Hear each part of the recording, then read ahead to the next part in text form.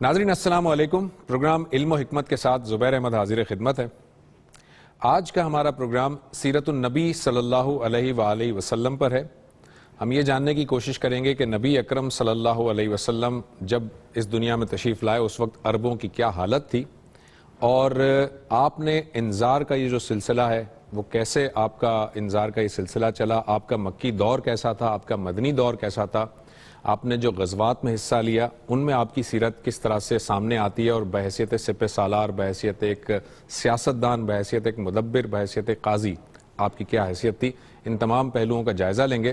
میرے ساتھ تشریف رکھتے ہیں جناب جاوید احمد غامدی صاحب. السلام علیکم جاوید صاحب. وعلیکم السلام. جاوید صاحب، سب سے پہلے میں یہ جاننا چاہوں گا کہ عام طور پر ہم یہ 12 ربیع الاول کا دن ہے، اس کو یہ سمجھتے ہیں کہ یہ نبی اکرم صلی اللہ علیہ وسلم کی تاریخ پیدائش ہے، لیکن ہم یہ بھی دیکھتے ہیں کہ مورخین کا اس بارے میں اختلاف ہے. اس کے بارے میں آپ کی کیا رائے ہے؟ یہ بالکل اسی طرح کی صورتحال ہے جو ہمارے ہاں آج سے 50-100 سال پہلے میرے اور آپ کے بارے میں بھی پیدا ہو جاتی تھی. یعنی اس طریقے سے تاریخوں کا ریکارڈ نہیں رکھا جاتا تھا جیسے اب رکھا جاتا ہے. جیسے اب لوگ ایک ایک چیز کا حساب کر کے سالگرہ کی تقریبات منعقد کرتے ہیں، یہ بھی اس زمانے میں نہیں ہوتا تھا. تو رسالت مآب صلی اللہ علیہ وسلم کی پیدائش کے بارے میں بھی، آپ کی وفات کے بارے میں بھی، یا دوسرے واقعات کے بارے میں بھی لوگ بات بیان کر رہے ہوتے ہیں. یہ جو کیلنڈر ہیں یہ بھی اس طریقے سے منظم نہیں تھے جس طرح کہ اب ہم ان کو منظم دیکھتے ہیں. اس وقت تو دنیا میں شمسی کیلنڈر بھی کئی مراحل سے گزرنے کے بعد اب ایک خاص صورت اختیار کر چکا ہے. قمری کیلنڈر بھی آپ یہ جانتے ہیں کہ ہجرت سے شروع ہوا ہے. رسالت مآب صلی اللہ علیہ وسلم سے متعلق پہلے اگر کوئی بات کرنی ہوتی ہے تو اس میں تاریخیں یا تو عام الفیل کے لحاظ سے بیان کی جاتی ہیں یا کسی اور واقعے کے لحاظ سے بیان کی جاتی ہیں. یعنی عربوں کے ہاں اس طرح کا کوئی منظم کیلنڈر موجود نہیں تھا، تو اس لیے یہ اختلافات ہو جاتے ہیں. اس میں پھر محققین مختلف ذرائع سے تحقیق کرتے ہیں. تاہم کسی معاملے میں بھی آپ تحقیق کا دروازہ بند نہیں کر سکتے. اس وجہ سے اگر اس کی تفصیل دیکھنی ہو تو ہمارے ہاں جو ایک بہت اچھی سیرت پر کتاب لکھی تھی قاضی سلمان منصور پوری صاحب نے رحمت اللہ عالمین کے عنوان سے، اس کے آخر میں یہ بحث انہوں نے بہت تفصیل کے ساتھ کر دی. اچھا جاوید صاحب، ہم یہ دیکھتے ہیں کہ نبی اکرم صلی اللہ علیہ وسلم نے اپنی پوری زندگی میں بہت سارے نبی کی حیثیت سے حکم بھی جاری فرمائے اور بہت سارے مشورے بھی دیے. قرآن مجید کی میں دوسری آیت کی طرف ایک اشارہ کروں گا، وما آتاکم الرسول فخذوہ وما نہاکم عنہ فانتہوا. اب پیغمبر اگر ایک مشورہ دے تو مشورہ بھی اسی آیت کی روشنی میں دیکھا جائے گا کہ جو پیغمبر مجھے کہہ رہا ہے کہ نہیں کرنا ہے تو مجھے نہیں کرنا ہے، پیغمبر کہہ رہا ہے کہ یہ کام کرنا ہے تو مجھے کرنا ہے. رسول اللہ صلی اللہ علیہ وسلم اپنی حیثیت رسالت میں ایک فیصلہ کرتے ہیں اور کوئی حکم دے دیتے ہیں. ٹھیک ہے، تو ظاہر ہے کہ اس سے سرتابی کرنے کا مطلب تو یہ ہے کہ آپ نے آپ کو پیغمبر مانا ہی نہیں. تو وہاں پر بھی ما آتاکم الرسول ہے، یعنی رسالت مآب صلی اللہ علیہ وسلم کی حیثیت رسالت زیر بحث ہے. تو رسول کی حیثیت سے قرآن نے یہ قاعدہ کلیہ بیان کر دیا کہ ما ارسلنا من رسول الا لیطاع باذن اللہ.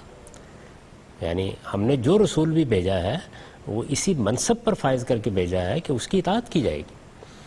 ایک ہستی کو آپ اللہ کا رسول مانتے ہیں اور پھر وہ دین کی حیثیت سے، رسول کی حیثیت سے، نبی کی حیثیت سے کوئی چیز کہتا ہے یا بیان کرتا ہے یا کسی چیز کا حکم دیتا ہے تو پھر وہ خدا کا حکم ہے، گفتہ اللہ بعد.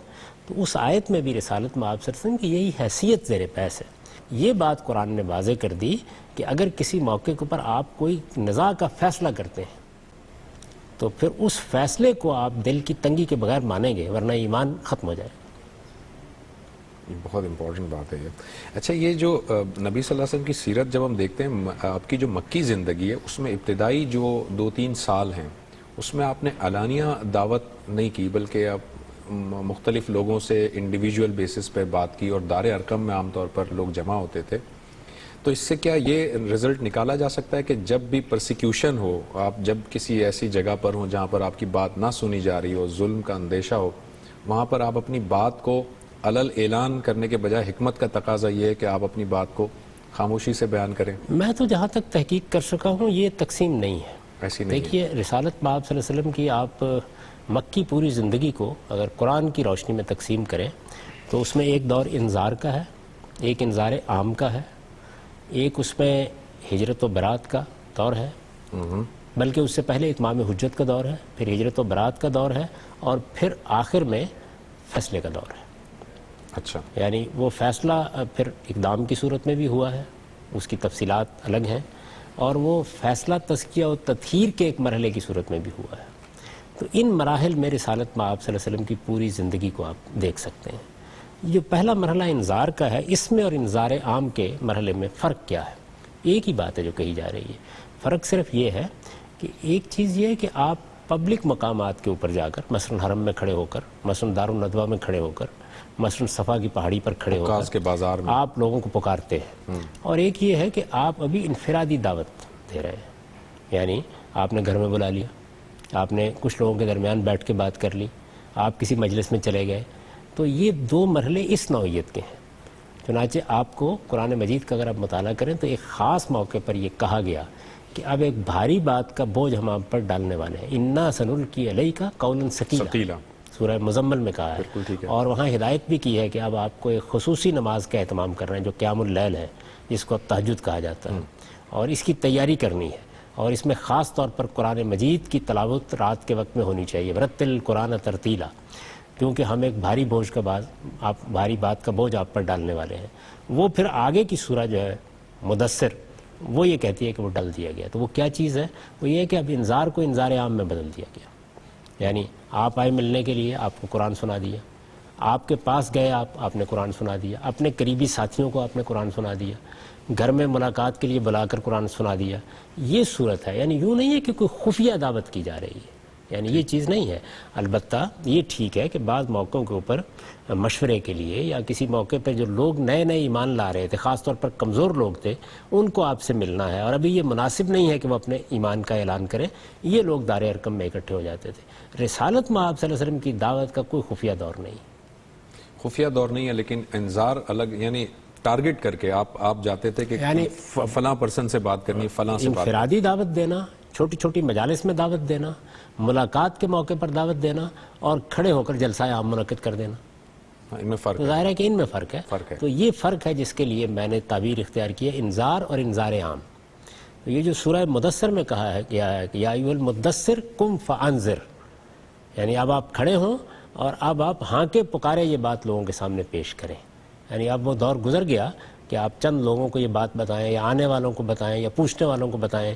آپ دیکھیں اگر آپ سیرت کا مطالعہ کریں تو آپ کو یہ معلوم ہوگا کہ رسالت مآب صلی اللہ علیہ وسلم نے اپنے دوستوں کے سامنے ایک بات رکھی، گھر والوں کے سامنے اپنا پیغام رکھا، کوئی آ گیا ملنے کے لیے اس کے سامنے رکھا، خاندان کے لوگوں کو ایک موقع کے اوپر کھانے پر بلا کر ان کے سامنے اپنا پیغام رکھا. اسی طرح لوگ باہر سے آ جاتے تھے، ظاہر حرم کی زیارت کرنے کے لیے لوگ آتے تھے، عمرے کے لیے لوگ آتے تھے، حج کے لیے لوگ آتے تھے، اس میں آپ کو ملنے کے لیے آ جاتے تھے. ان دو باتوں کا فرق آپ سمجھنا چاہیں تو یوں ہے کہ ایک یہ ہے کہ حج کے موقع پر آپ جا کر منا میں عرفات کے میدان میں اپنی بات پیش کر دیں، اور ایک یہ ہے کہ لوگ حج کرنے کے لیے آئے ہیں اور وہ حج کے موقع پر آپ کو ملنے کے لیے گھر میں آ گئے اور آپ نے اپنا پیغام ان تک پہنچا دیا. تو بس یہ فرق ہے جو دونوں ادوار میں آپ قائم کر سکتے ہیں. اس طرح کا فرق کم سے کم میں نہیں تلاش کر سکا، جتنی تحقیق بھی میں نے کی ہے، کہ کوئی خفیہ دعوت کا دور بھی تھا. اس کو اصل میں لوگوں نے اس لیے متعین کر لیا کہ بعض لوگوں نے اپنے ایمان کو ضرور خفیہ رکھا.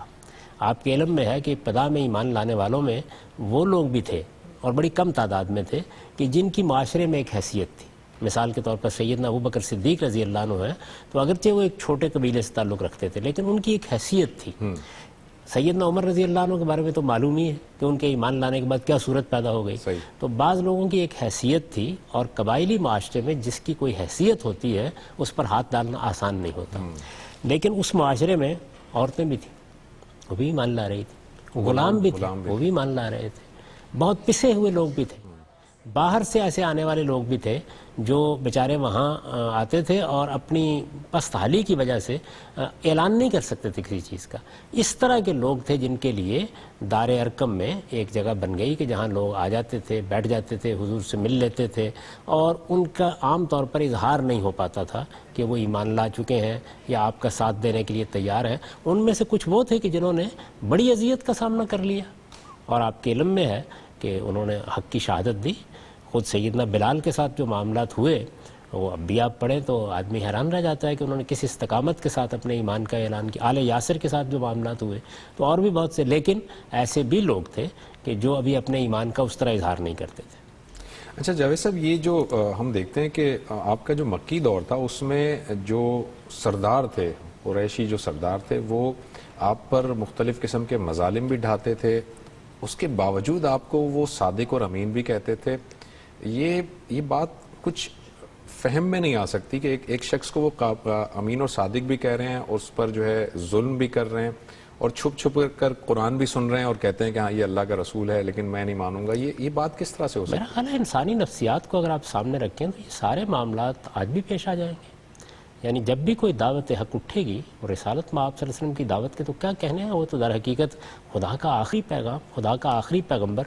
لیکن کوئی بھی دعوت حق جب اٹھتی ہے تو یہ سارے کردار آپ کے سامنے آ جاتے ہیں.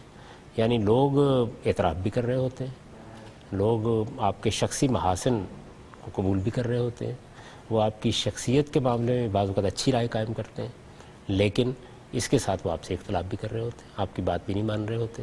تو صادق اور امین کا مطلب تو یہ تھا کہ آپ کے کیریکٹر پر کسی کو کوئی اعتراض نہیں تھا. اور قرآن مجید میں ان کے اعتراضات نقل ہوئے ہیں, یعنی قریش کے سرداروں کے اعتراضات نقل ہوئے ہیں, اہل کتاب کے اعتراضات نقل ہوئے ہیں. ان میں سے کسی نے اس پر انگلی نہیں اٹھائی.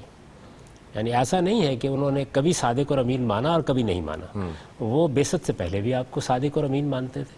آپ کے علم میں ہے کہ یہ جو یوحنا عارف کا مکاشفہ ہے بائبل کے آخر میں, اس میں جس وقت رسالت میں آپ صلی اللہ علیہ وسلم کا ذکر ہوا ہے تو وہاں الفاظ ہی یہ ہے, عربی بائبل آپ اب بھی پڑھیں, یدا صادقا و امینا. اس میں رسالت میں آپ صلی اللہ علیہ وسلم کی تصویر کھینچی گئی ہے کہ وہ ایک سفید گھوڑے پر سوار آیا, یعنی وہ اپنا رویا بیان کر رہے ہیں, ان کو دکھایا جا رہا ہے یہ. تو اس میں یہ ہے کہ اس پر وہ سوار تھا یدا صادقا و امینا, جو صادق اور امین کہلائے گا. تو یہ تو گویا آپ کی شخصیت اور آپ کے کردار کی ایک ایسی تعبیر ہے کہ جو الہامی صحائف میں بھی ایسے ہی لکھی ہوئی ہے.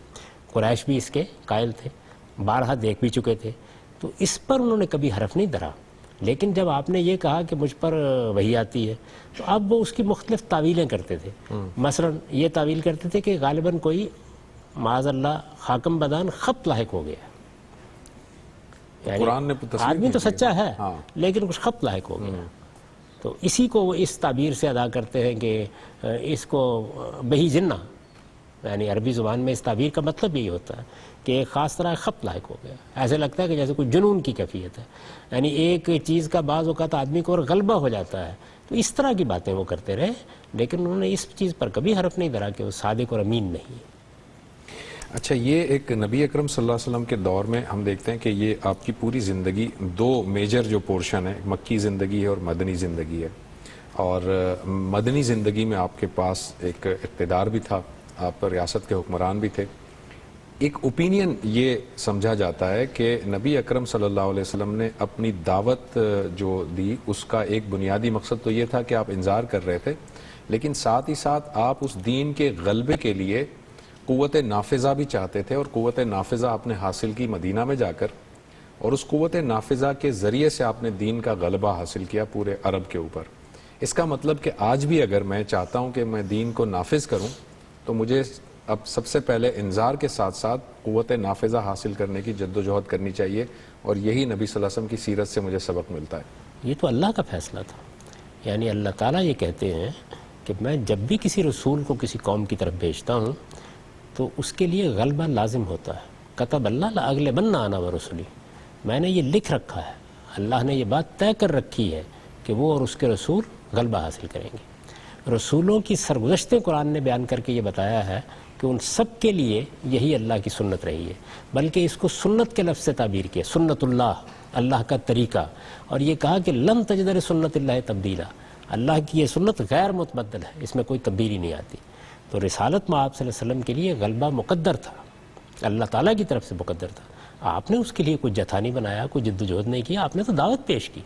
آپ کے علم میں ہے کہ رسالت میں آپ صلی اللہ علیہ وسلم کو جب آپ کی قوم نے قبول نہیں کیا, یعنی ایک لمبے عرصے تک جب ان پر حجت تمام کر دی گئی اور انہوں نے قبول نہیں کیا, تو آپ کو حکم دیا گیا کہ آپ باقی لوگوں کے سامنے اپنی دعوت پیش کریں. چنانچہ ہجرت سے چند برس پہلے آپ نے منا میں جا کے کئی قبیلوں کے سامنے اپنی دعوت پیش کی. بالکل ٹھیک ہے. اور ان سے یہ کہا کہ اگر تم مجھے پناہ دو اور میں تمہارے علاقے میں آؤں اور وہاں آ کے میں اپنا پیغام پہنچاؤں. تو گویا پیغام پہنچانا, انذار کرنا, بشارت دینا, یہی آپ کا کام تھا. یہ آپ نے اپنی قوم میں کیا اور اس کے بعد دوسروں کے سامنے اس کو پیش کیا. انہوں نے اس کو قبول نہیں کیا کیونکہ قریش کی ایک بڑی غیر معمولی سیادت تھی. مدینہ کے لوگ جو اس زمانے میں یثرب کہلاتا تھا, انہوں نے قبول کر لیا اس کو. دعوت قبول کی گئی, یعنی آپ نے کوئی حملہ نہیں کیا, کوئی جتھا نہیں بنایا, کوئی سیاسی جماعت نہیں بنائی. ایسا نہیں ہوا. کچھ بھی نہیں کیا, وہی ایمان لائے لوگ. ظاہر ہے کہ وہ اللہ کے پیغمبر کی اطاعت کرتے ہیں. یعنی ہم آج صدیوں بعد بھی آپ کی اطاعت کر رہے ہیں. پیغمبر جب بھی زمین پر آئے گا تو ما ارسلنا رسول اللہ لیطاع باذن اللہ. آپ نے ان سے جو مطالبہ کیا وہ کیا تھا؟ وہ توحید پر ایمان کی دعوت تھی, وہ اللہ کی شریعت کی پابندی تھی. تو اس کی آپ نے دعوت دی. اس کا نتیجہ یہ نکلا کہ یثرب کے لوگ ایمان لائے, تو یثرب کے عام لوگ محض ایمان نہیں لائے.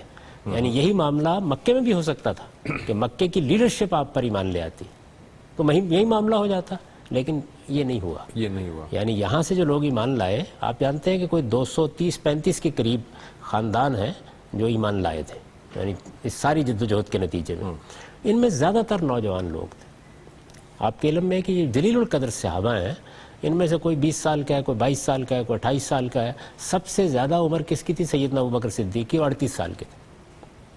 یعنی بزرگ ترین بھی 38 سال سے زیادہ عمر کے نہیں تھے. جو اوپر کی لیڈرشپ ہے وہ ماننے کے لیے تیار نہیں ہوئی. نوجوان زیادہ تر ایمان لائے, ٹھیک ہے, غلام ایمان لائے, کمزور طبقات کے لوگ ایمان لائے, عورتیں ایمان لائیں, زیادہ تر ایسا ہوا. تو جب یثرب کے لوگوں نے آپ کی دعوت قبول کی تو وہاں 2 قبائل تھے جن کے پاس اصل میں یثرب کا اقتدار تھا. جیسے یہاں قریش کے پاس تھا, اسی طرح وہاں اوس اور خزرج کے پاس تھا. یعنی اگرچہ یہود کو بھی ایک خاص حیثیت حاصل تھی, لیکن وہ پناہ گیری کی حیثیت رکھتے تھے. اصل میں جو قدیم تمدن ہوتے ہیں, جیسے آج بھی ہے, ابھی آپ نے دیکھا ہے کہ امریکہ میں انتخابات ہوئے ہیں تو وہاں جو پہلے سے لوگ آباد تھے, جو انگلستان سے گئے اور انہوں نے جا کے وہاں پہ قبضہ کیا, تو وہ اپنے آپ کو اصل مالک سمجھتے ہیں. اسی کا ظہور اس وقت انتخابات میں بھی ہوا ہے. حالانکہ وہ بھی باہری سے گئے تھے, باقی لوگ بھی باہری سے آ رہے ہیں. تو یہود باہر سے آئے ہوئے تھے, اس وجہ سے ان کو وہ حیثیت حاصل نہیں تھی جو اوس اور خزرج کو یثرب میں حاصل تھی. تو علامہ شبلی نے اس کو بیان کیا بہت خوبصورت الفاظ میں سیرت النبی میں کہ رسالت میں آپ صلی اللہ علیہ وسلم پر یہاں مکے میں نوجوان ایمان لائے, کمزور طبقات کے لوگ ایمان لائے, اور وہاں رؤوس قبائل ایمان لے آئے. ٹھیک, یعنی وہاں پہ اوس اور خزرج کے قبائل کے جو بڑے لوگ ہیں ایمان لے آئے. ان کے ایمان لانے کے بعد جو لیڈرشپ کا چیلنج ختم ہو گیا. تو اس وجہ سے خدا کے رسول کو, بلکہ کہنا چاہیے قرآن کی صحیح تعبیر کے مطابق, اقتدار براہ راست خدا کے ہاتھ پہ آ گیا, کیونکہ انہوں نے اشرافیہ کو وہ ظاہر متاثر کر دیا. تو اشرافیہ یہ ہوا ہے. یہ یعنی آپ کی دعوت کا ایک نتیجہ ہے جو نکلا ہے. دیکھیے اللہ کی شریعت میں جو حکم دیا گیا ہے, مجھے بحیثیت فرد کوئی حکم دیا گیا, مجھے اس پر عمل کرنا چاہیے. مجھے باپ کی حیثیت سے کوئی حکم دیا گیا ہے, میری مختلف حیثیتیں ہیں نا, ظاہر ہے. میں دنیا کے اندر جب شعور کی عمر کو پہنچتا ہوں تو میری مختلف حیثیتیں وجود میں آ جاتی ہیں. مجھے باپ کی حیثیت سے کوئی حکم دیا گیا, مجھ پر عمل کرنا چاہیے. مجھے کاروباری کی حیثیت سے کوئی احکام دیا گیا, مجھے اس پر عمل کرنا چاہیے. مجھے حکمران کی حیثیت سے کوئی حکم دیا گیا, مجھے اس پر عمل کرنا چاہیے. تو دیکھا یہ جائے گا کہ کیا اللہ کی شریعت میں, کیا اللہ کے دین میں میری کسی حیثیت کے لحاظ سے مجھے کوئی حکم دیا گیا ہے. اگر وہ حکم دیا گیا ہے تو مجھے اس پر عمل کرنا ہے. تو مثال کے طور پر اگر آپ دیکھیں تو حکمران کی حیثیت سے قرآن مجید میں بعض احکام دیے گئے ہیں. ٹھیک ہے, کچھ جرائم ہیں جن کی سزائیں بیان ہوئی ہیں. ظاہر ہے کہ وہ حکمران اس کا مخاطب ہے. فتنے کے خلاف, پرسیکیوشن کے خلاف قتال کا حکم دیا گیا ہے, حکمران سے متعلق ہے. اچھا, سنت میں بھی بعض چیزیں ہیں, مثلا یہ کہ جمعہ کا اہتمام حکمرانوں کو کرنا ہے. مثال کے طور پر زکوٰۃ بطور ٹیکس انہوں نے لینی ہے. تو یہ وہ احکام ہیں جو حکمرانوں کو دیے گئے ہیں, لہٰذا ان پر ان کو عمل کرنا ہے, ہر حال میں عمل کرنا ہے. اسی طرح حکمرانوں کو پابند کیا گیا ہے کہ اگر کوئی مسلمانوں کا نزاع ان کے سامنے آتا ہے, کوئی جھگڑا آتا ہے, اور اس میں شریعت کا کوئی قانون انفرادی طور پر ان کے لیے ہے, تو حکمران بھی شریعتی کے مطابق فیصلہ کریں گے. مثلا نکاح کا معاملہ ہے, طلاق کا معاملہ ہے, اور اس میں یہ وعید سنائی گئی ہے کہ اگر ایسے موقعوں کے اوپر تم اللہ کے نازل کردہ قانون کے مطابق فیصلہ نہیں کرو گے تو یہ گویا کفر ہوگا. وَمَن لَمْ يَحْكُم بِمَا أَنزَلَ اللَّهُ فَأُولَٰئِكَ هُمُ الْكَافِرُونَ. تو دین ایسے بات کرتا ہے, یعنی مجھے شریعت پر عمل کرنا ہے, بیوی کو شریعت پر عمل کرنا ہے, شوہر کو شریعت پر عمل کرنا ہے, حکمران کو شریعت پر عمل کرنا ہے. یہ جو نفاذ کا لفظ ہم بولتے ہیں, اس کا مطلب یہ ہے کہ کوئی اتھارٹی دنیا میں موجود ہے جو مجھے دین کا پابند بنائے گی. ایسی کوئی اتھارٹی دنیا میں موجود نہیں ہے. وہ اتھارٹی صرف اللہ اور رسول کے پاس ہے. میں جب ایمان قبول کرتا ہوں تو اپنے آپ کو اللہ اور اللہ کے رسول کے سامنے سرنڈر کرتا ہوں. یہ میرا اور ان کا معاملہ ہے, اس کے بیچ میں کوئی دوسرا نہیں آ سکتا. ٹھیک ہے. تو جاوید صاحب, یہ جو اصطلاح ایک اور استعمال ہوتی ہے کہ اسلام نے مختلف نظام دیے ہیں, اسلام کا سیاسی نظام, اسلام کا معاشی نظام, اسلام کا معاشرتی نظام. یہ کیا نبی صلی اللہ علیہ وسلم نے بحیثیت سیاسی نظام, سیاسی لیڈر کے طور پر اپنے آپ کو نہیں منوایا؟ کیا آپ نے قاضی والی ذمہ داری ادا نہیں کی، سپہ سالار نہیں تھے آپ، یہ سارے جو آپ کے رول ہیں ڈیفرنٹ، اس سے مختلف آپ نے ہدایات تو دی ہوں گی نا، اسلام کا کوئی سیاسی نظام بھی ہوگا، کوئی دعوتی دیکھیے بات نظام یہ ہے کہ ہوگا. اسلام کا جو پورا کانٹینٹ ہے اس میں مجھے یا آپ کو کوئی رائے قائم کرنے کی ضرورت نہیں. اللہ تعالیٰ نے خود اس کی تقسیم بتا دی ہے. یہ بتایا ہے وہ دو حصوں میں، دو حصے عائد ہیں. ایک حساب سے تعبیر طرح ہوتا ہے، ایسے قانون کے لیے بھی استعمال ہوتا ہے. تو یہ دو واضح حصے ہیں. یہ جو دوسرا حصہ ہے اسی کو شریعت کہتے ہیں، لا. صحیح. اللہ تعالیٰ کی جو کتابیں نازل ہوئی ہیں وہ بھی انہی دونوں اجزاء میں تقسیم ہے. یعنی تورات کیا ہے؟ سراسر قانون، اس میں لا ہے.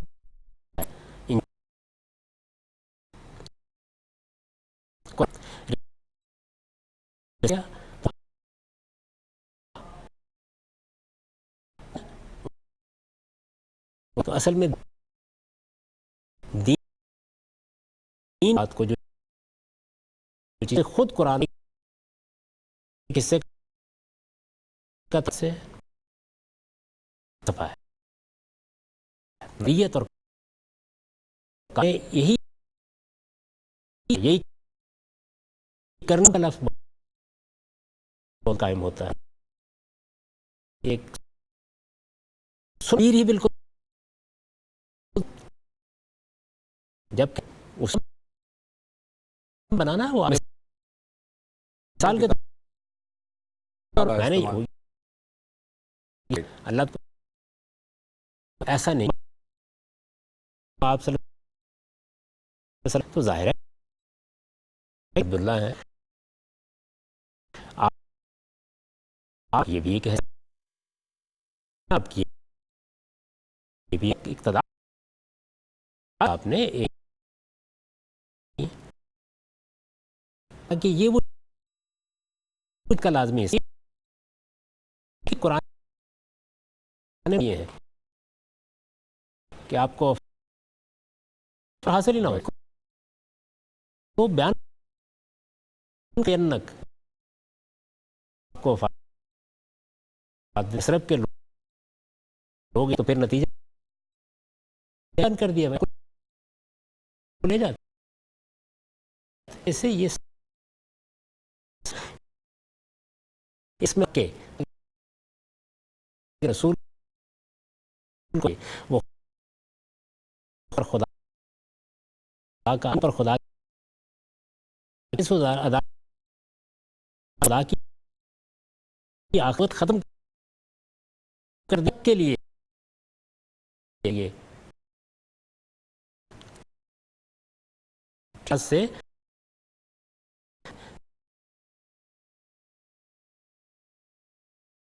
تنہا مار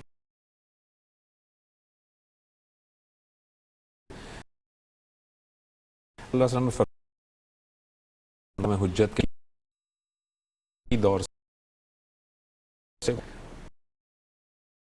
ہجرت کے کچھ کن حالات اس میں تنگی محسوس ہوتی ہے، میں اپنے ملک میں اگر جبر محسوس کرتا ہوں تو کیا وہ پیرامیٹرز کیا ہوں گے کہ مجھے ہجرت کرنی چاہیے یا نہیں کرنی چاہیے؟ نہیں، ہجرت کی دو قسمیں ہیں. دیکھیے ہجرت تو عربی زبان کا ایک لفظ ہے نا کہ آپ نے اپنا وطن چھوڑ دیا. رائٹ. تو اس کے لیے ہجرت کا لفظ عرب نہیں تھی کہ وطن کا ایسے ہی ہجرت آئی ہے، بیست ہوئی وجود میں آئی ہے. اس کی ایک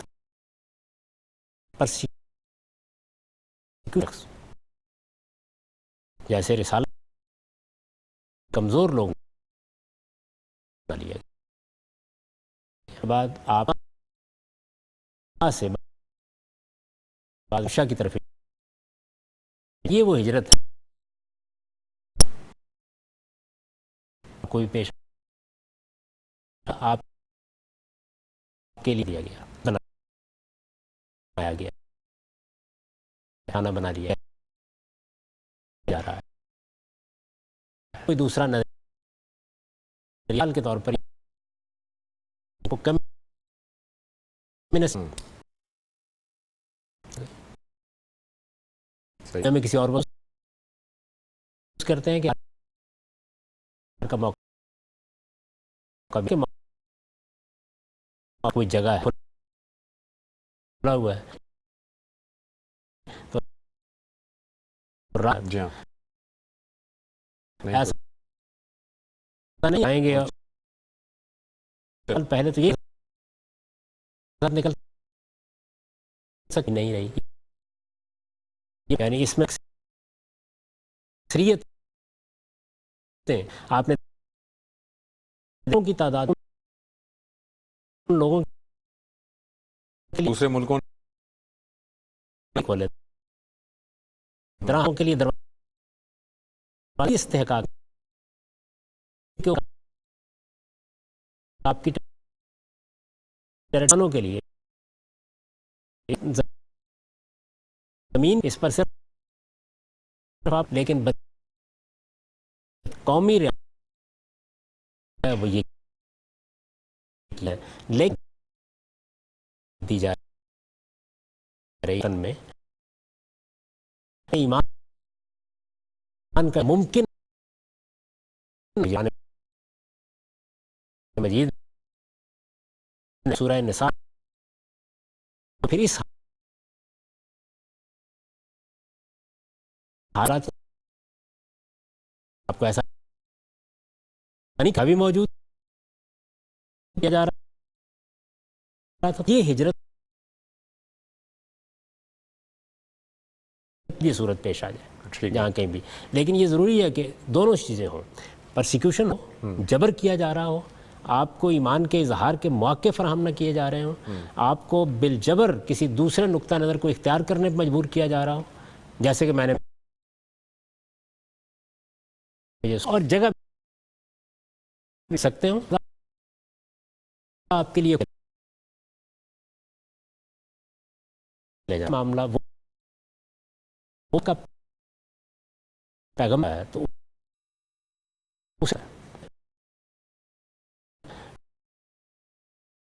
اس کا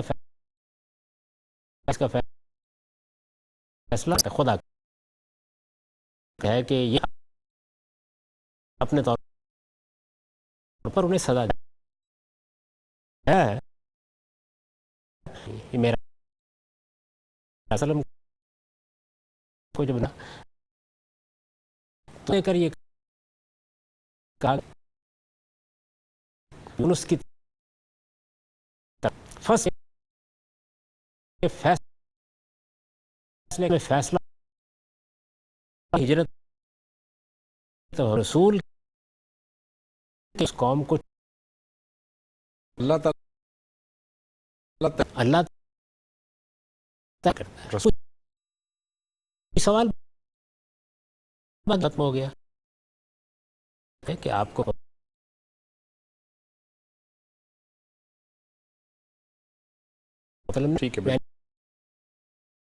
سے حبشہ کی طرف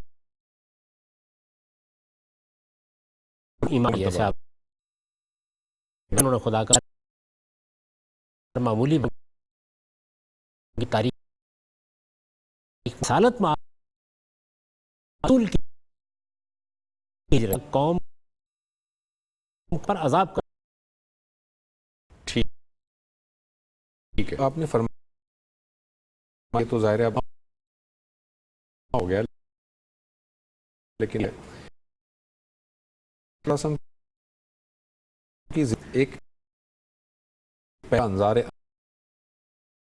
میں مجھے اعلانیہ لوگ ضرورت نہیں کوئی اپنی بات میں جب بیان کروں آزمائش یہ جب تو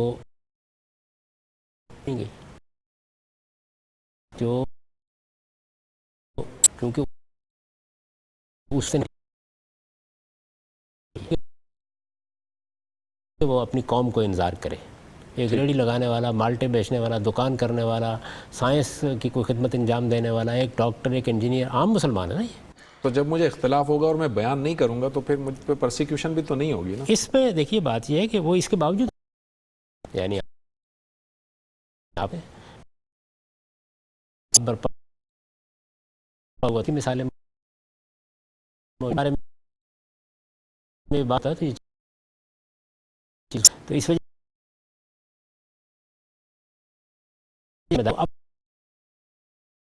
کر کے لائی کی بات کی چیزیں ان ماحول میں کرنے کے لیے بیٹھے اور کو آپ کام کرتے ہیں، دکان کرتے بالکل لوگوں کو بھلائی کی تلقین کرنے، برائی سے روکنے کا کام ہے. یہ ان کو انذار کی ذمہ داری پر فائز نہیں کیا گیا. انذار کا کام کن کو کرنا ہے؟ جو دین کے عالم. ٹھیک. اور ان کو بہرحال یہ خدمت انجام دینی ہوتی ہے. اس کے لیے وہ اپنے حالات کے لحاظ سے فیصلہ کریں گے، یعنی وہ کہاں رہ کر یہ کام کر سکتے ہیں، اپنی حفاظت کا کیا بندوبست کر سکتے ہیں. ہمارے دین میں یہ نہیں تاکید کی گئی کہ آپ خودکشی کر لیں، اس کا لحاظ کر کے آپ یہ سارے کام کرتے ہیں. موجودہ زمانے میں سرحدیں اگر آپ دیکھیں تو پیغام پہنچانے کی حد تک ختم ہو گئی. ٹھیک. یعنی اب یہ کوئی ضروری نہیں رہا، لیکن مخاطب کون ہوگا؟ آپ کی قوم ہی مخاطب ہوگی. آپ کہیں بھی رہ کے یہ کام کر سکتے ہیں، تو اپنے حالات کے لحاظ سے آپ فیصلہ کریں گے. ٹھیک ہے. اب ذرا آتے ہیں نبی صلی اللہ علیہ وسلم کی اس حیثیت پہ جو سپہ سالار والی حیثیت ہے. آپ نے اپنی زندگی میں جنگیں بھی لڑی ہیں، غزوات ہوئے بہت سارے. یہ غزوات جاوید صاحب کن حالات میں ہوتے ہیں؟ یہ مطلب آفینسو بھی ہو سکتے ہیں یا صرف ڈیفینسو ہوں گے؟ کس طرح کے غزوات ہوں گے؟ نہیں دیکھیے، ایک یہ کہ ہوئے کیا. دیکھیے یہ تو معلوم ہے کہ بدر میں بھی جو پہلی جنگ ہے جی قریش حملہ آور ہوئے، یعنی اس کے اپنے پس منظر کی کچھ واقعات ہیں جن کے بعد قریش ہی نے یہ فیصلہ کیا کہ وہ مدینہ پر حملہ آور ہو جائیں گے. اس وجہ سے یہاں تو کوئی اور چیز زیر بحث ہی نہیں آنی چاہیے. ظاہر ہے کہ جب حملہ آور ہو گئے تو مدافعت کی جائے گی.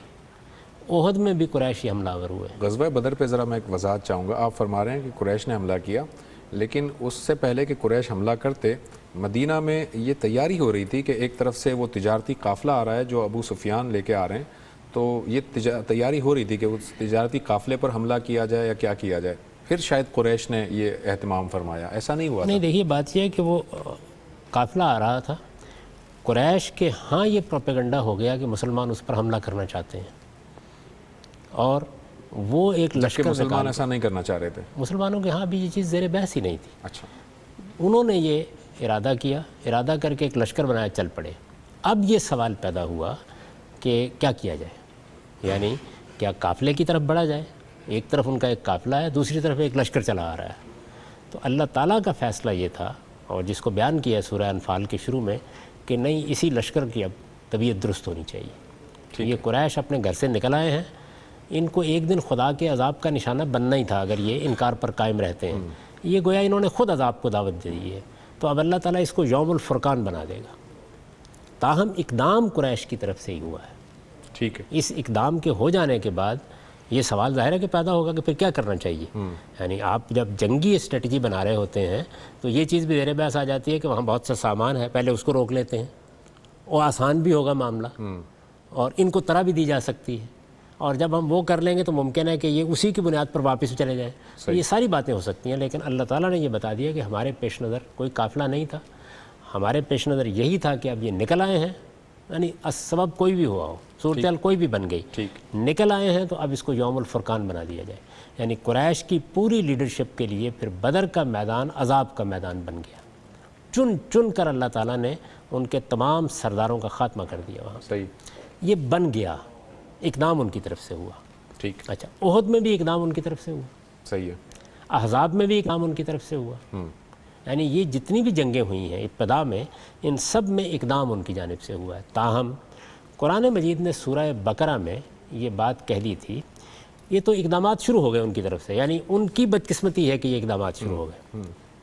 اگر نہ ہوتے تو قرآن مجید نے ایک بات کہہ دی تھی کہ مسلمان اب حج کے لیے جائیں گے. لیکن ایک لمبے عرصے سے ان کو روکا گیا تھا، تو یہ بات کہہ دی تھی، اور 2 ہجری میں کہہ دی تھی. سورہ بقرہ میں ہے یہ کہ مسلمان اب حج کے لیے جائیں گے. سوال یہ پیدا ہوا کہ حج کے لیے جب مسلمان جائیں گے تو قریش مزاحمت بھی کر سکتے ہیں، جیسے کہ بعد میں جب گئے مسلمان حدیبیہ کے موقع پر عمرے کے لیے انہوں نے مزاحمت کی، نہیں جانے دیا، تو یہ بھی ہو سکتا ہے۔ تو کیا وہ مزاحمت کریں تو مسلمان واپس آ جائیں گے؟ یہ سوال ہوتا ہے نا پیدا، یعنی اگر وہ اجازت دیں تو آپ چلے جائیں ورنہ واپس آ جائیں۔ قرآن نے یہ کہا کہ نہیں، واپس نہیں آئیں گے، مزاحمت کا خاتمہ کر دیا جائے گا۔ اور مزاحمت کا خاتمہ کر دیا جائے گا نہیں، آگے بڑھ کر یہ کہا کہ اگر قریش نے اس موقع پر مزاحمت کی تو قتال ہوگا، اور اس قتال کو اس وقت تک جاری رکھا جائے گا، یعنی پھر بند ٹوٹ گیا، اس قتال کو اس وقت تک جاری رکھا جائے گا حتی لا تکون فتنہ و یکون الدین للہ، کہ پرسیکیوشن کا سرزمین عرب سے خاتمہ ہو جائے اور پورے سرزمین عرب میں دین صرف خدا کا رہ جائے۔ یعنی یہ غایت بیان کر دی گئی تھی، تو اقدام کرنے کے لیے حکم نہیں دیا گیا اس مرحلے کے اوپر، بلکہ ان کی طرف سے اگر مزاحمت ہو جائے، مزاحمت تو بعد میں ہوتی، وہ حملہ آور ہو گئے، جب حملہ آور ہو گئے تو پھر ان تینوں جنگوں میں قریش کی جو طاقت تھی وہ توڑ دی اللہ تعالیٰ نے، اور جب یہ ٹوٹ گئی، سردار ختم ہو گئے، قوت ختم ہو گئی، اس کے بعد پھر مسلمانوں نے اقدام کیا ہے۔ اور اس اقدام میں بھی یہ بتا دیا گیا ہے کہ حدیبیہ کے موقع کے اوپر بھی ایک مہلت دی گئی، اور مہلت کی وجہ بیان کی ہے کہ مہلت اس لیے دی گئی کہ مکے میں بہت سے لوگ مسلمان ہو چکے ہوئے تھے، وہ اپنے اسلام کا بھی اظہار نہیں کر پائے تھے، ان کے لیے مہلت دی گئی۔ یہ خدا کی رحمت اور شفقت کا ظہور ہے، ورنہ یہ فرمایا کہ اسی موقع پر ہم الٹ دیتے مکے کو، یہ ممکن نہیں تھا، یعنی قریش کی پوری طاقت ختم کر دی جاتی۔ تو رسالت میں آپ صلی اللہ علیہ وسلم نے جو اقدامات کیے وہ دو ہیں، ایک جو فتح مکہ کے موقع پر آپ نے اقدام کیا، دوسرا جو خیبر میں آپ نے اقدام کیا۔ ٹھیک ہے، پہلے یہ اقدامات کیے گئے، یہ دو اقدامات کیے ہیں آپ، لیکن یہ ہونے تھے، یعنی یوں نہیں ہے جس طرح کہ عام لوگ سمجھتے ہیں کہ یہ مدافعت کا معاملہ تھا۔ مدافعت تو پیش آ گئی، مزاحمت بھی پیش آ سکتی تھی، اس میں بھی ظاہر مسلمان حق رکھتے تھے کہ وہ مزاحمت کو توڑ دیں، لیکن قرآن مجید یہاں تک نہیں کہہ رہا، وہ یہ کہتا ہے کہ چونکہ آپ اللہ کے رسول ہیں، چونکہ آپ کے ذریعے سے خدا کی حجت قریش پر تمام ہو چکی ہے، اس لیے اب اگر انہوں نے آگے سے مزاحمت کا فیصلہ کیا تو جنگ ہوگی، اور یہ جنگ پھر ان کے استیصال پہ جا کے ختم ہوگی، یعنی پھر ان پر خدا کا عذاب آئے گا، یہ ایسے نہیں ختم ہو جائے گی۔ اچھا جاوید صاحب، ایک اب یہ امپورٹنٹ بات ہے کہ یہ جو اتمام حجت آپ نے کیا، اس میں ایک یہ بات کی جاتی ہے کہ وہ قریش مکہ پہ تو آپ نے ایک ظاہر ہے ان کے سامنے زندگی آپ کی گزری، پورا کا پورا آپ نے دعوت کو صحیح طرح سے سمجھایا، اور پھر اتمام حجت ہوا، اللہ تعالیٰ کا فیصلہ آیا اور وہ عذاب نازل ہو گیا۔ لیکن جو ارد گرد کی جو ریاستیں تھیں ان پر آپ نے صرف خطوط لکھے ان کے حکمرانوں کو، وہ خطوط لکھے، اور اس کے بعد وہ لوگ وہ نہیں مانے، اس کے بعد آپ اس دنیا سے چلے گئے، اور وہ صحابہ کرام نے اپنے قافلے بھیجے اور انہوں نے جنگوں کے ذریعے سے ان کو فتح کر لیا۔ یہ خطوط صرف دینے سے تو اتمام حجت نہیں ہو سکتا، یہ پھر کیسے اس پہ چڑھائی کی گئی؟ مجھے یاد پڑتا پہلے حجت کا وہ اس چیز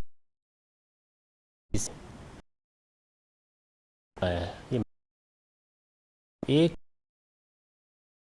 خدا کا رسول میں دعوت رسول کو اتنی وہ آگے اس کے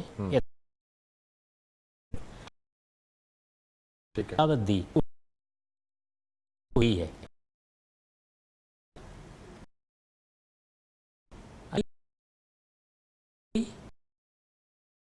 دی گئی حالات کے 12-13 سال 5 سال کے اقوام کو 4 سال پہلے قریب تک دوسری تیسری کی مائیت، اور وہ ہوا وہ اس شان کے ساتھ ہوا، اس درجے میں ہوا کہ زمین و آسمان لرز اٹھے۔ تو یہ ہے جس سے اتمام حجت ہوتا ہے، یہ باتیں کرنے سے، استدلال کرنے سے نہیں ہوتا۔ ٹھیک، تو اس لیے یہ اتمام حجت ہوا، صحابہ کرام نے اس کو سمجھا، اور انہی کو حکم دیا گیا ہے قریش کے خلاف بھی اقدام کرنے کا، یعذبہم اللہ بایدیکم، انہی کو حکم دیا گیا اہل کتاب کے خلاف اقدام کرنے کا، قاتل الذین لا یؤمنون باللہ ولا بالیوم الآخر میں، انہی نے یہ اقدام بھی کیا ہے۔ اللہ تعالیٰ کی طرف سے عذاب کو نازل کرنے کے لیے وہ مامور کیے گئے ہیں خدا کے فرشتوں کی طرح. ٹھیک. ایک آخری کویشچن، ہمارے پاس وقت کم ہے. لاسٹ کویشچن یہ ہے کہ اللہ تعالیٰ نے جتنے بھی رسول بھیجے، جو تاریخ ہمیں بتاتی ہے، قرآن بتاتا ہے، وہ رسول اپنی لوگوں کے، اپنے قوم کے سامنے جا کر اللہ کا پیغام پہنچاتے تھے، اور قوم کو منوانے کے لیے یا قوم کو یہ بات ثابت کرنے کے لیے کہ میں اللہ کی طرف سے بھیجا گیا ہوں، اللہ تعالیٰ ان رسولوں کو حصی معجزات بھی عطا کرتا تھا. وہ معجزات رونما ہوتے تھے، برپا ہوتے تھے، تو قوم جو ہے وہ کچھ ایمان لاتے تھے، کچھ پھر بھی نہیں لاتے تھے. نبی اکرم صلی اللہ علیہ وسلم جو کہ عالمی سطح پر بھیجے گئے، خاتم النبیین بنا کر بھیجے گئے، کفار مکہ جو تھے، قریش کے جو لوگ تھے، ان جیسی قوم سے آپ کا سابقہ ہونا تھا، لیکن آپ کو حصی معجزہ کوئی نہیں دیا گیا. اس کی کیا وجہ ہے؟ انسانی تاریخ کا سب سے بڑا معجزہ دیا گیا. عرب میں اس دینونت اور عدالت کا ظہور ہوا، خدا کی مائیت کا ظہور ہوا. دینونت کا ظہور ہو گیا، وہ تو عذاب آ گیا نا. اس سے پہلے معجزہ تو نہیں دیا گیا. اس سے پہلے کیا کیا کیا گیا. آپ یہ دیکھیے کہ خود بدر کا میدان بھی ایک معجزے کے طور پر برپا ہوا. وہ بھی قرآن عذاب، مجید اس کو وہ بھی یوم عذاب ہے. الفرقان کہتا ہے. وہ بھی عذاب ہے نا. سرداروں پر آ گیا، باقیوں کے لیے معجزہ بن گیا. اس سرداروں پہ تو معجزہ نہیں آیا پھر. اب رہ گئے سردار. تو دیکھیے سرداروں کو معجزہ اس وقت دکھایا جائے گا جب کہ اس کی ضرورت ہوگی. یہ لازم نہیں ہے. ان کے سامنے کیا اعجاز نمودار ہوئے. اس سے پہلے وہ اعجاز بھی نمودار ہوا کہ جس میں پوری عرب کی قیادت نے یہ فیصلہ کیا کہ آج رات ہم محمد کا خاتمہ کر دیں. اور آپ کے علم میں ہے کہ آپ نے چند کنکر ہاتھ میں پکڑے، شاہت الوجوہ کہتے ہوئے آپ نکل گئے. آپ کو معلوم ہے کہ سراقہ نے تعاقب کیا اور کیسے زمین پر اس کی، یعنی یہ بے شمار چیزیں ہوئیں. اصل میں ہم اپنے ذہن کے لحاظ سے انہی چیزوں میں پھنسے ہوئے ہوتے ہیں کہ ایسا سانپ بن رہا ہے یا نہیں بن رہا. حالات کے لحاظ سے چیزیں ظہور پذیر ہوں گی. یہ کوئی معمولی واقعہ تھا جو پیش آیا کہ فارس اور روم کے درمیان جنگ ہو رہی ہے. تاریخ کا تمام مطالعہ یہ بتاتا ہے، بڑے بڑے مورخین یہ کہتے ہیں کہ کوئی امکان ہی نظر نہیں آتا تھا اس بات کا کہ اس طریقے کا نتیجہ نکل آئے گا. قرآن نے پیشین گوئی کی اور بالکل حرف بحرف پوری ہو گئی. غلبت الروم. اس وجہ سے معجزہ کیا چیز ہوتی ہے؟ معجزہ صرف کسی لاٹھی کا سانپ بننا ہی ہوتا ہے. رسالت مآب صلی اللہ علیہ وسلم کی زندگی سراپا اعجاز بن کے سامنے آئی. اس نوعیت کی بے شمار چیزیں لوگوں نے اپنی آنکھوں کے سامنے دیکھی. پھر اس کا پے در پے ظہور ہونا شروع ہوا، جیسے کہ بدر کے میدان میں ہوا، جیسے کہ احزاب میں ہوا. احزاب کی جنگ خود ایک عظیم معجزہ بن گئی. 25,000 کا لشکر پوری طاقت کے ساتھ حملہ آور ہوا. آپ کبھی پڑھیں تاریخ کہ آخری راتوں میں کیا ہوا ہے. جو 2-3 راتیں ان کے اندر قرآن مجید کہتا ہے کہ ایسے لشکر ہم نے بھیجے جنودا لم تروها، جن کو تم نہیں دیکھ رہے تھے. یہ سب کچھ لوگوں کو دکھایا گیا. تو بے شمار معجزات ہوئے. اور پھر عالمی سطح پر اتمام حجت کے لیے وہ دینونت اور عدالت کا ظہور ہوا جو آج بھی تاریخ انسانی کا سب سے بڑا معجزہ ہے. تو ایسا نہیں ہے کہ معجزہ نہیں دیا گیا. سب سے بڑے معجزات آپ ہی کو عطا فرمائے گئے. Thank you very much Javed صاحب، آپ کا بہت بہت شکریہ. ناظرین، ہمارے پروگرام کا وقت ختم ہوا چاہتا ہے. ہم نے سیرت صلی اللہ علیہ وآلہ وسلم پر آج گفتگو کی. بہت سارے اور سوالات تھے جو آپ کی سیرت سے متعلق تھے. ظاہر ہے وقت کی کمی کی وجہ سے وہ میں ٹیک اپ نہیں کر سکا، اور بہت سارے ایسے بھی سوالات یقیناً ہوں گے جو آپ پوچھنا چاہ رہے ہوں گے. یہ جو ای میل ایڈریس ہے ih@duniatv.tv، اس پر آپ اپنے سوالات ہمیں بھیج سکتے ہیں. ہم کسی اور پروگرام میں نبی صلی اللہ علیہ وسلم کی سیرت کے حوالے سے متفرق جب سوالات لیں گے تو ان کو ضرور ٹیک اپ کر لیں گے. اگلے پروگرام تک کے لیے زبیر احمد کو اجازت دیجیے. اللہ حافظ.